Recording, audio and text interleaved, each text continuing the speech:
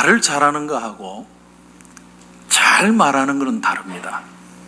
말을 잘한다는 건 말 솜씨가 좋은 거죠. 근데 잘 말한다는 건 내 마음을 솔직하게 전한다는 겁니다. 예수님이 십자가 우편의 우편 강도가 내놓을 만한 선한 것이 전혀 없는 사람입니다. 근데 죽는 자리에서 예수님에게 부탁을 하죠. 어떤 부탁을 하냐면, 예수여 당신의 나라에 임하실 때 나를 기억하소서. Remember me. 나를 기억해 주십시오. 내가 지금 십자가에 달려 죽는데 나는 도둑이고 나쁜 사람이고 나는 죽는 게 당연한 사람인 줄 안다는 거죠. 그런데 주님, 나를 불쌍히 여겨 주십시오. 그러니까 이 강도는 말을 잘하는 사람이 아니고 잘 말하는 사람이에요. 근데 한편 강도는 어떻게 얘기하냐면, 누가복음 23장에 보면 네가 그리스도가 아니냐, 너와 우리를 구원하라. 이 사람은 잘 말하는 사람이 아니고 말을 잘하는 사람이에요. 어떻게 얘기하면 상대방이 상처받는지를 아는 사람이에요. 평생을 남에게 상처를 주고 온 사람. 그때 예수님의 우편에 있던 강도가 그 강도를 나무랍니다. 예수님이 행한 것은 옳지 않은 것이 없느니라. 그리고 고백하기를, 예수여 당신의 나라에 임하실 때에 나를 기억하소서. 우리는 당연히 받아야 될 보응을 받지만 예수님은 옳지 않은 것이 없다. 솔직해요. 진실. 근데 진실한 고백이 예수님의 마음을 움직입니다. 주님, 나를 당신의 나라에 임할 때 Remember me. 날 기억해 주십시오. 그 한마디 외에는 인생에 잘한 게 아무것도 없는 사람. 근데 예수님이 대답을 하십니다. 내가 진실로 내게 이르노니. 헬라어로 아멘이에요. 아멘. 오늘 네가 나와 함께 낙원에 있으리라. 이게 솔직한 기도고 하나님이 기뻐 받으시는 기도예요. 여러분, 구원을 받는 자와 정죄를 받는 자의 차이가 바로 여기서 갈립니다. 이렇게 기도하는 게 안 하는 게 문제지, 이렇게 한마디라도 기도를 하면, 죽는 자리에서 아무리 죄가 많아도 하나님 앞에 진실한 기도를 할 때 하나님이 그 인생을 물리치지 않으신다는 거예요. 그래서 여러분, 중요한 건 내 입술의 말이 중요합니다. 나는 말을 잘하는 사람일까, 잘 말하는 사람일까? 오늘 말씀에 여러분 2절을 보십시오. 2절을 보시면 이스라엘 자손이 다 모세와 아론을 원망하며 온 회중이 그들에게 이르되, 우리가 애굽 땅에서 죽었거나 이 광야에서 죽었으면 좋았을 것을 어찌하여 여호와가 우리를 그 땅으로 인도하여 칼에 쓰러지게 하려 하는가? 우리 처자가 사로잡히리니 애굽으로 돌아가는 것이 낫지 아니하랴. 하나님이 애굽 땅에서 인도한 건 그들을 구원하기 위해서 인도한 겁니다. 이스라엘 백성들이 그것을 몰랐느냐? 알았죠. 알았으니까 200만이 군소리 없이 쫓아온 거예요. 그런데 현실이라는 문제에 부딪히니까 400년 동안 노예 생활이 익숙해서 그런지, 원래 자존감이 약해서 그런지, 자기애적인 성격이 강해서 그런지 모르겠지만 하나님이 우리를 죽게 하는 게 목표다. 입에 말이 달라졌습니다. 그들은 말은 잘하는데 잘 말하지 못했어요. 솔직하게 현실을 직시하지 않습니다. 그래서 저는 이 본문을 보면서 오히려 이렇게 말했으면 어땠을까라고 한번 생각해 봤습니다. 하나님, 어떻게 해야 될지 모르겠습니다. 12명의 정탐꾼이 가서 10명이나 되는 사람이 부정적으로 얘기를 하고 긍정적인 둘의 대답이 있지만 그 말이 믿겨지지가 않습니다. 우리 마음이 10명의 마음에 더 쏠립니다. 저희는 연약합니다. 하나님 도와주십시오. 그렇게 기도했다면 하나님이 어떻게 대답을 했을까? 저는 그런 생각을 해봤습니다. 사회심리학에 원인 귀속이라는 말이 있습니다. 모든 사건에는 원인이 있다는 거죠. 원인이 있다. 모든 사건은 하나의 결과로 그 전후에 보이지 않는 원인이 있어요. 그래서 원인과 결과, 이렇게 인과율이라고 표현을 하죠. 이상하게 사람들은요, 행복한 일에 대해서는 원인을 따지지 않습니다. 그냥 I'm happy, 그냥 해피하면 해피한 거예요. 거기에 대해서 왜 내가 해피하게 되었느냐 그런 생각하는 사람은 별로 없습니다. 그런데 불행할 때, 아플 때, 실패할 때, 고통당할 때 자꾸 원인을 생각해요. 원인. 내가 어쩌다가 이렇게 됐을까? 그리고 그 원인을 어디론가 자꾸 돌리려고 해요. 근데 그 원인이 돌리고자 하는 대상이 잘못된 대상일 때가 참 많습니다. 참 많아요. 우리가 과거에 학교 다닐 때는 내가 공부 열심히 해서 공부하면 결과가 나왔어요. 열심히 공부할수록 더 좋은 성적이 나옵니다. 내가 일한 것에 대한 성취감이 있었습니다. 그런데 내가 엄마가 되고 아내가 되고 며느리가 되고 난 뒤에는 삶에 답이 없어요. 나는 뭘 성취하기를 원하고 내가 어디서 보람을 얻을 수 있을까? 너무 큰 고민인데 답이 없어요. 내가 지금 가는 길이 엄마가 되는 것은 어떻게 되는 것이냐, 아내가 되려면 어떻게 되느냐, 며느리는 어떻게 살아야 되는 거냐. 학교에서 안 가르쳐줬어요. 학교에서는 공부만 하면 답이 나왔는데 인생을 사는 데는 답이 없어요. 그래서 내가 어디서 만족을 얻고 어디서 내가 성취감을 느끼고 어떻게 사는 것이 행복한 것인가, 너무나 큰 고민이에요. 그럼 남편도 답을 못 줍니다. 여러분, 남편에게 물어본들 그거 왜 지금 물어보냐? 그때 결혼하기 전에 물어보지. 그때는 당당하게 결혼해놓고 왜 지금 와가 나한테 묻느냐.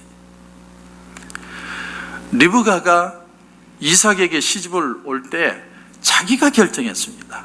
당당한 여자예요. 인생을 딱 부러지게 사는 여자분입니다. 그러나 장자권의 문제로 에서가 자기 동생 야곱을 죽이려고 할 때 리브가는 인생의 가장 고통스러운 시간을 지나갑니다. 그 시간이 되어서야 내가 나된 것을 물어보기 시작합니다. 나는 누구일까? 나는 왜 여기에 시집 왔을까? 나는 왜 아들이 둘일까? 왜 첫째 아들보다 둘째 아들이 더 귀하게 여겨질까? 하나님의 뜻은 무엇인가? 믿음의 가정에 산다는 건 도대체 뭔가?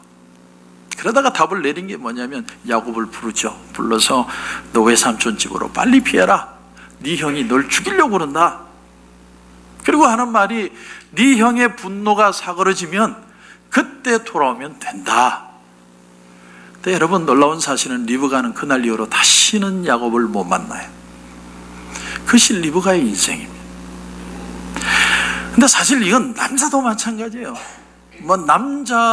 내가 어릴 때, 젊을 때는 내가 무슨 학자가 되든 비즈니스맨이 되든 내가 인생을 한번 멋있게 살겠다고 목표를 가지고 시작을 했습니다. 그런데 내가 열심히 공부해가지고 대학까지 졸업해서 얻은 결과가 뭐냐면 직장인이에요. 아침에 눈 뜨면 출근해야 되고 또 퇴근해야 되고 밥 먹고 자면 또 출근해야 되고 퇴근해야 되고, 내 인생을 드라마틱하게 멋있게 내 꿈을 이루고 버킷리스트를 만들고 그렇게 살 줄 알았는데 나는 애 걱정해야 되고 집안 걱정해야 되고 아침에 눈 뜨면 회사 가야 되고 집에 지친 몸으로 와야 되고 자고 일어나면 또 가야 되고. 여러분, 목사는 낫습니까? 제가 목사가 될 때는요, 나는 하나님의 종이 되어서 의를 위해 살고 의를 위해 죽으리라. 근데 제가 정신 차려보니까 어느 교회 직원이 돼 있더라고요. 교회 직원이 돼가지고 아침에 와서 새벽기도 출근하고 새벽기도 인도하고 새벽기도 드리고 어떤 때는 청소도 하고 집에 가 밥 먹고 또 와야 되고 신방 가야 되고. 나는 목사 되는 게 그런 삶이 아니라고 생각했어요. 드라마틱하고 멋있고 의를 위해서 땅끝까지 주의 복음을 전가하는 멋있는 삶인 줄 알았는데 맨날 눈 뜨면 교인 걱정해야 되고 교인 데려와야 되고 교인 떠날까 봐 걱정해야 되고. 이게 현실이에요. 현실. 보통 사람들은요, 연예인들이 자살을 하는 걸 이해를 못합니다. 왜 그만큼 높은 위치에 올라가고 돈도 그만큼 벌었는데 왜 죽냐? 뭐가 없다고 죽냐?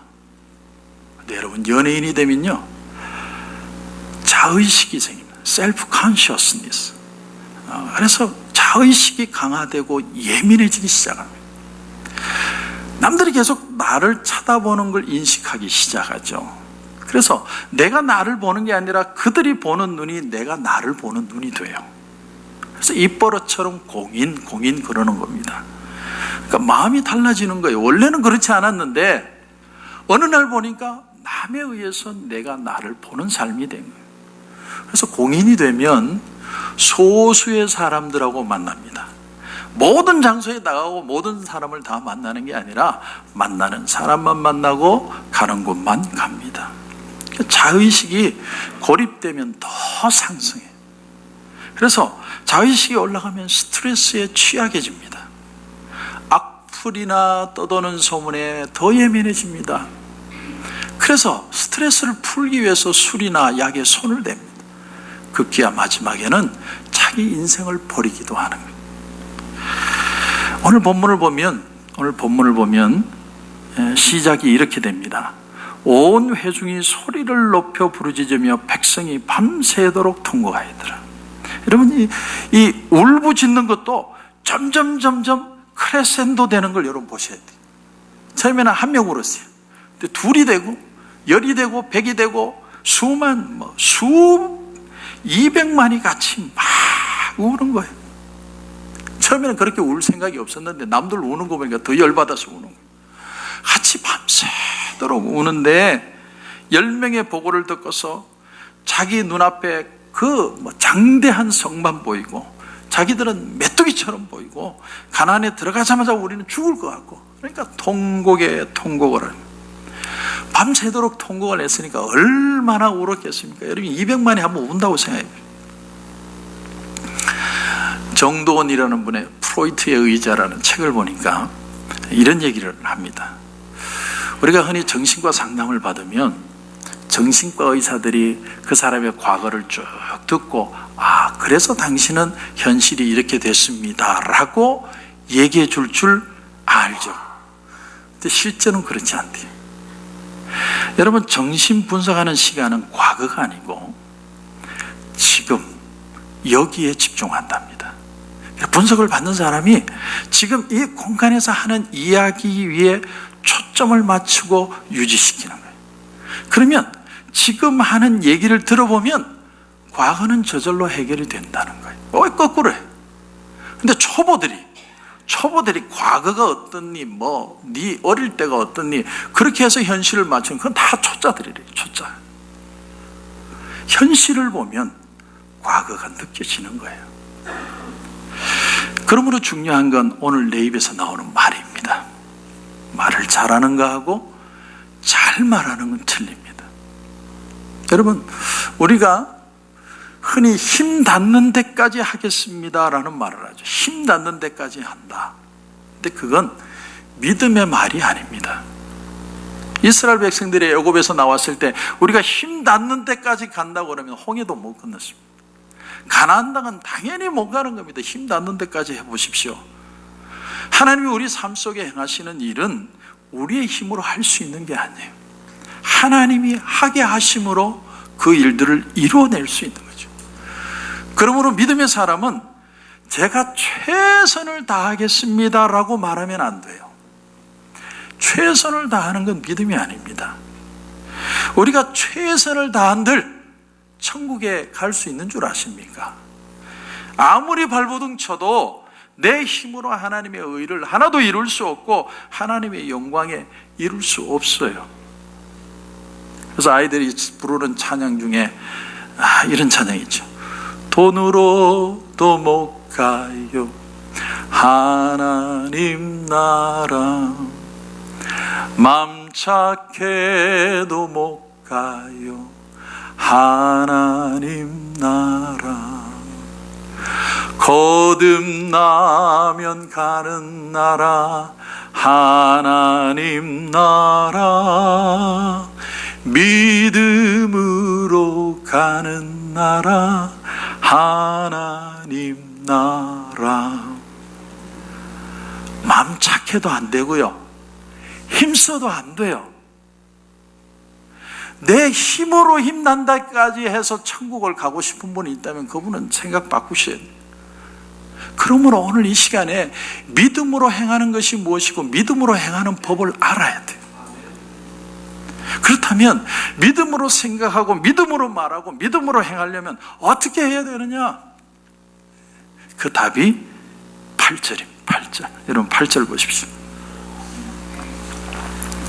여호와께서 우리를 기뻐하시면 우리를 그 땅으로 인도하여 들이시고 그 땅을 우리에게 주시리라.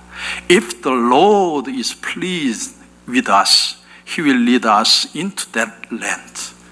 하나님이 나를 기뻐하신다는 걸 받아들이는 것 속에 성취가 있습니다. 이걸 받아들이면 이미 땅은 내 것이 되는 거예요. 그게 믿음은 바라는 것들의 실상이라는 말의 미닝입니다. 이거 하나밖에 없었어요. 하나님이 나 기뻐하신다. 여호수아와 갈렙 두 사람 200만은 그 생각을 안 했는데 여호수아와 갈렙만큼은 하나님이 나를 기뻐하신다. 여러분, 결국 내가 나를 사랑하고 아끼기 위해서는, 달라지기 위해서는, 내가 변화되기 위해서는 누군가가 나를 아낀다는 확신이 필요합니다. 그게 나를 인도해 가는 거예요. 그게 나를 무브해내는 파워예요. 누군가가 나를 붙들고 있다. 그 하나님이 나와 함께 하심을 깨닫지 못하면 절대로 사람은 바뀌지 않습니다.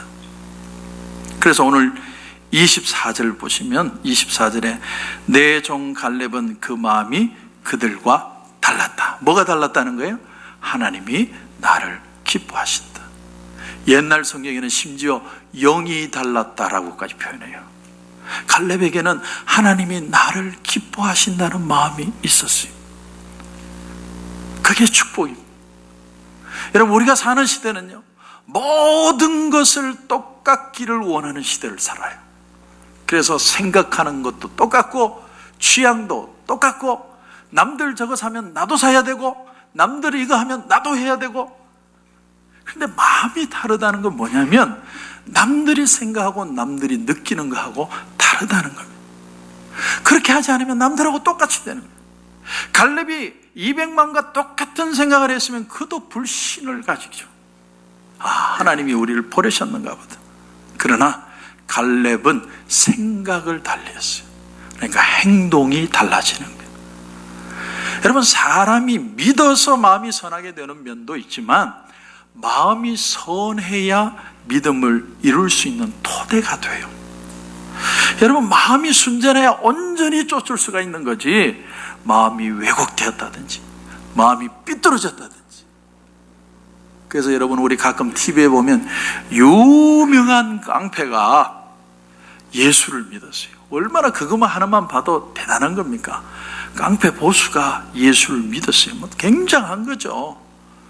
그런데 그런 사람이 또 범죄를 저지르고 또 감옥에 들어가고 왜 그런 일이 일어나느냐? 여러분, 그 오랜 범죄 생활 속에 깊이 들어가 있다 보니까 마음이 삐뚤어지고 마음이 어두워지고 옳은 생각, 옳은 판단하는 게 익숙하지 않다 보니까 예수를 믿고 구원은 받았는데 바른 길을 가는 게 익숙하지 않은 거예요. 어떻게 해야 될지도 모르고 어떤 것이 정말 하나님의 뜻인지도 모르고 그런 파워도 없고. 그래서 어릴 때부터 바른 생각과 바른 삶을 사는 것이 필요한 이유가 바로 거기에 있어요. 우리가 하나님의 은혜를 받지만 바울과 같이 아주 불가항력적으로 하나님이 땡기시기도 하고 못 고칠 병도 없고 사지 못할 죄도 없지만, 그러나 그럼에도 불구하고 사람이 세상의 악한 것과 추한 것과 왜곡된 것에서 너무 오랫동안 노출이 되고 그게 적용하면 예수를 믿은 후에도 감정이든 취향이든 생각이든 습관이든 바로 되기가 너무 힘이 드는데, 왜냐하면 거기에 나의 인간됨이 있다고 봤어요. 내가 그렇게 살아왔기 때문에 내 존재감이 있고 내 가치가 있고 사람들이 나를 그렇게 인정했는데 이제는 아무것도 나를 인정해 줄 토대가 없어요. 그래서 사람이 변하기가 힘든 겁니다. 새롭게 된다는 건 정말 힘든 일입니다. 그래서 오늘 8절 말씀, 이 말씀이 너무 귀한 이유가 여호와께서 우리를 기뻐하시면. 8절하고 9절 사이에 여호와라는 말이 3번이나 나옵니다. 여호와께서 우리를 기뻐하시면 여호와를 거역하지 말아라. 여호와는 우리와 함께 하시니라. 이 말은 무슨 말이냐면 우리가 일평생 이 세상을 살면서 어떤 일을 만나도 이 생각으로 계속 내 마음을 새롭게 해야 된다. 내가 하나님이 기뻐하시는 존재라는 마음을 조금이라도 놓치면 우리 세상으로 다 돌아가요. 너무나 쉽게 돌아가요. 하나님이 나를 여기까지 인도하셨고 그분이 나를 축복하시고 어떤 환경이든 누구든 고치시고 만질 수 있다. 그 받아들이는 마음. 저는 성경의 삭개오를 보면서 참 삭개오가 구원받는 그 모습 속에 전인적인 모습을 봅니다. 하나님이, 예수님이 그 삭개오의 마음에 그 자존감까지 회복시킵니다. 지금까지는 삭개오는 하나님께 속한 사람이 아니었어요. 이 세상에 속했고 성공했고 남 위에 있었고 이 세상에 많은 소위 말하는 성공한 사람입니다. 그러나 뭔가 이루고 싶고 뭔가 내가 누리고 싶은 기쁨은 그 마음에 없었는데 주님이 오늘 내가 너의 집에 유하여야 되겠다. 그 한마디 말에 삭개오의 입술에 말이 변합니다. 여러분, 하나님의 사랑을 느끼면 사람은 말부터 달라집니다. 어떻게 달라집니까? 주여 내가 내 소유의 절반을 가난한 사람들에게 주겠사오며 만일 네 것을 토색한 것이 있으면 네 배로 갚겠나이다. 그걸 산수로 계산을 해보면요, 자기 돈은 땡! 삭개오는 알거지가 되겠다는 거예요. 내가 예수님을 만나니까 하나님이 기뻐하심을 정말 체험하니까 내 것이 중요하지 않은 거예요. 하나님이 나를 기뻐하시기 때문에 내 인생엔 진짜 의미가 있어요. 이제는 내 삶의 넘버원이 돈이 아니에요. 나도 하나님의 백성이구나. 나도 예수님이 기뻐하는 사람이구나. 그 고백이 있고 난 뒤에 이 집에 구원이 임하였다. 예수님이 치유하셨다고 말하지 않고 이 집에 구원이 임했다고 얘기해요. 정말 하나님께서 구원하십니다. 그래서 누가복음 12장 32절에 보면 예수님이 이런 말씀을 하십니다. 적은 무리여 무서워하지 말아라. 우리는 적은 무리입니다. 많지 않습니다. 이 세상에는 부정적이고 하나님을 싫어하는 사람이 더 많습니다. 그래서 적은 무리여 Don't be afraid. 두려워하지 말아라. 너희 아버지께서 그 나라를 너희에게 주시기를 기뻐하시니라. 이제 우리는 혼자가 아니에요. 그래서 부족하지만 그러나 가야 됩니다. 넘어져도 일어날 수 있습니다. 보는 것이 달라지고 말이 달라지고 자세가 달라져야 됩니다. 여러분, 여기에는 주님이 우리에게 보장해 주신, 지불해 주신 값이 있고 보장된 사랑이 있기 때문에 예수님이 십자가에 달려서 저와 여러분의 상처, 죄, 죄책감 다 씻겨주셨습니다. 그게 피의 대가예요. 내가 한 것이 아니고 그분이 이루어 주신 겁니다. 내가 믿는 것이 아니라 믿어지는 것입니다. 그게 신앙의 삶이에요. 그래서 예수님을 따랐던 사람들은 군중이 아니었어요. 군중이 많았죠. 그러나 예수님을 따르는 사람들은 소수였고 그 사람들은 나약했고 능력도 없고 권세도 없고 볼품도 없고 쓸모도 없고 소외된 사람들인데 예수님이 한마디 하신 거예요. Don't be afraid. 두려워하지 말아라. 하나님이 너희에게 나라를 주셨다. 그러므로 우리의 입술에 말이 달라져요. 말을 잘하는 게 아니라 잘 말할 수 있어야 됩니다. 28절에 보면 무서운 말씀이 나옵니다. 무서운 말씀. 어떤 말씀이냐면 너희 말이 내 귀에 들린 대로 내가 너희에게 행하리라. 여러분, 얼마나 무서운 말씀이에요. 내가 하는 말대로 하나님이 이루신다. 죽어버리면 좋겠다. 그러면요, 하나님이 그 말대로 하실 수도 있어요. 어느 날 저희 딸이요, 죽어버리면 좋겠다. 가만히 보니까 그 말을 내가 했든지 누가 한 것 같아. 그렇지 않고 한국말을 어디서 그렇게 배웠겠어요? 내가 주님 앞에 회개했습니다. 주여, 내가 십자가 앞에서는 죽어도 절대로 죽는다는 소리 안 하겠습니다. 그런 거 배워요. 그런 거. 말은 다 배워요. 믿음의 사람에게 있어서 승리의 여부는 외적인 환경이 아니라 내가 얼마나 내 입술을 지키는가, 내가 하나님 앞에 살고 있다는 사실을 인식하는가, 그러므로 내 마음을 다스릴 수 있는가, 내가 순종할 수 있는가. 내 안에 하나님이 계시고 하나님의 말씀이 내 안에 가시고 내 안에 믿음이 있으면, 그래서 내가 오늘 담대하게 기도할 수 있다면 하나님의 은혜는 이미 내 속에 임하여 있습니다. 가족들 중에 믿는 사람보다 안 믿는 사람이 더 많은 가족이 있어도 한 명의 믿음의 사람으로 인해서 그 사람이 그 집의 파수꾼이 되고 믿음의 교두보가 되고 그 한 사람이 있으므로 하나님의 구원의 능력이 그 집에 임할 수가 있습니다. 그래서 말씀하신 거예요. 주 예수를 믿으라. 그리하면 너와 내 집이 구원을 받으리라. 하나님이 나를 기뻐하신다. 하나님이 내 인생을 기뻐하신다. 내 가정을 축복하신다. 내 삶을 인도하신다. 그래서 말을 잘하는 인생이 아니라 잘 말하는 인생을 사시기를 주님의 이름으로